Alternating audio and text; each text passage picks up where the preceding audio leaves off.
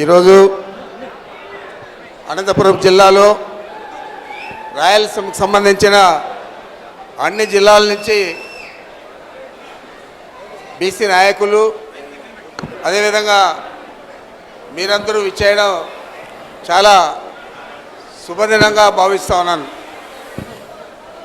రమేష్ యాదవ్ గారు రాష్ట్ర బీసీసీఎల్ అధ్యక్షులు, శాసనమండలి సభ్యులు, వారి ఆధ్వర్యంలో అదేవిధంగా రమేష్ గౌడ్ మీ అందరికీ సుపరిచితుడు, రాష్ట్ర బీసీసీఎల్ వర్కింగ్ ప్రెసిడెంట్, వారి ఆధ్వర్యంలో ఈ సమావేశం జరగడం చాలా సంతోషంగా ఉంది.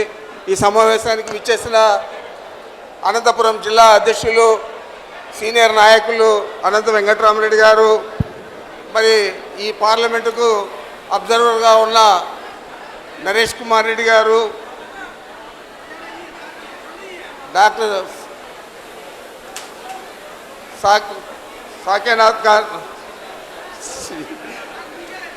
శైలజానాథ్ గారు, శైలజానాథ్ గారు, ప్రకాష్ రెడ్డి గారు, తోపుదుర్తి, తలారి రంగయ్య గారు, గోరంట్ల మాధవ్ గారు, శంకర్ నారాయణ గారు, నదీం అహ్మద్ గారు, విశ్వేశ్వరరెడ్డి గారు, వజ్ర భాస్కర్ రెడ్డి గారు, భరత్ గారు ఎమ్మెల్సీ, మంగమ్మ గారు ఎమ్మెల్సీ,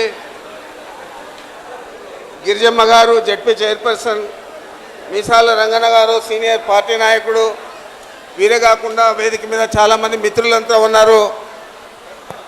వారందరికీ వేదిక ముందున్న మీ అందరికీ పేరు పేరున నమస్కరిస్తూ ఈ కార్యక్రమం మనం ఎందుకు చేసుకుంటా ఉన్నాం అనేది ఒకసారి మనం అందరూ కూడా ఆలోచన చేయాలి.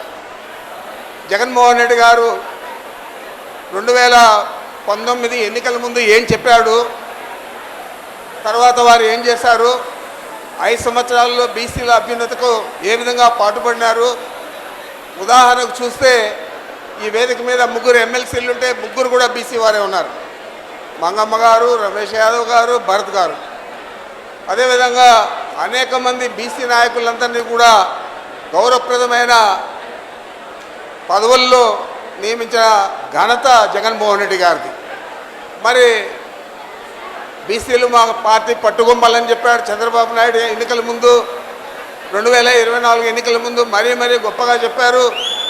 ఈరోజు 2 సంవత్సరాల పైన అయింది.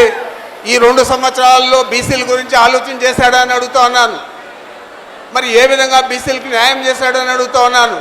రాబోయే 3 సంవత్సరాల్లో ఈ 2 సంవత్సరాల్లో చేయని వాడు 3 సంవత్సరాల్లో చేస్తారా అని మీరు ఆలోచన చేయాలని మీకు మనవి చేస్తూ ఉన్నాను. ఏదైనా బీసీలకు గౌరవం కానీ, అధికారం కానీ, లేదా రాష్ట్రంలో సమున్నత స్థాయిని కానీ కల్పించే శక్తి జగన్మోహన్ రెడ్డి గారికి ఉంది తప్ప వేరే ఎవరికి కూడా లేదనేది మనం అందరూ కూడా ఆలోచన చేయాలా. ఇది నిర్విధాంశం అని చెప్పి కూడా మీకు మనవి చేస్తూ ఉన్నాను. నేను ఒకటే మీ అందరినీ కోరుకుంటా ఉన్నాను, మనం మీకోసం పాటుపడిన జగన్మోహన్ రెడ్డి గారు తిరిగి మళ్ళా అధికారంలోకి రావాలంటే మీరు బాధ్యతాయుతంగా బీసీలందరూ ఏకతాటి మీద జగన్మోహన్ రెడ్డి గారికి అండగా నిలవాలని చెప్పి నేను మిమ్మల్ని అందరినీ కూడా కోరుకుంటా ఉన్నాను. ఏం చేతంటే అనేక రకాల మేలు చేసిన కుటుంబం రాజశేఖర రెడ్డి గారి కుటుంబం. ఈరోజు పెద్ద పెద్ద ఇంజనీర్లు, డాక్టర్లు అందరూ కూడా పేద కుటుంబాల నుంచి వచ్చారంటే ఆ రోజు రాజశేఖర రెడ్డి గారు పెట్టిన ఫీజు రియంబర్స్మెంట్ మీద. ఆ తర్వాత వచ్చిన జగన్మోహన్ రెడ్డి గారు అనేక మందికి అధికారం కల్పించేదే కాకుండా, గౌరవం కల్పించేదే కాకుండా బీసీల కోసం నేను పాటుపడతానని చెప్పి ఏదైతే మాట చెప్పాడో ఆ మాట ప్రకారం 5 సంవత్సరాలు కృషి చేశారా లేదా అనేది మీరు అందరూ కూడా ఆలోచన చేయాలని మీకు మనవి చేస్తూ ఉన్నాను. అనేక రకాల మీకు మేలు అందించిన జగన్మోహన్ రెడ్డి గారిని మనం గుర్తు చేసుకొని రేపు రాబోయే ఎన్నికల్లో అత్యధిక మెజారిటీతో మనం గెలిపించే విధంగా పనిచేయాలని మీకు మనవి చేస్తూ ఉన్నాను.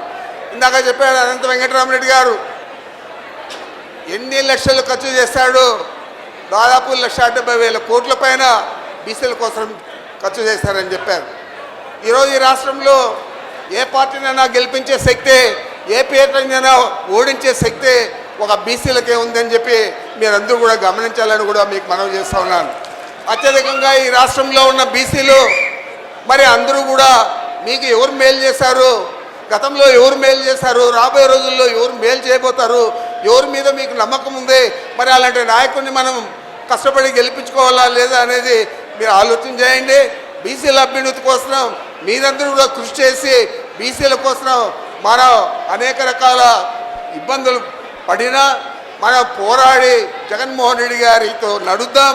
నడిచేదే కాకుండా వారి అడుగుజాడల్లో నడిస్తేనే బీసీలందరికీ కూడా న్యాయం జరుగుతుందని చెప్పి మీ అందరికీ మనవి చేస్తూ నాకే అవకాశం ఇచ్చిన మీ అందరికీ నమస్కరించుకుంటున్నాను.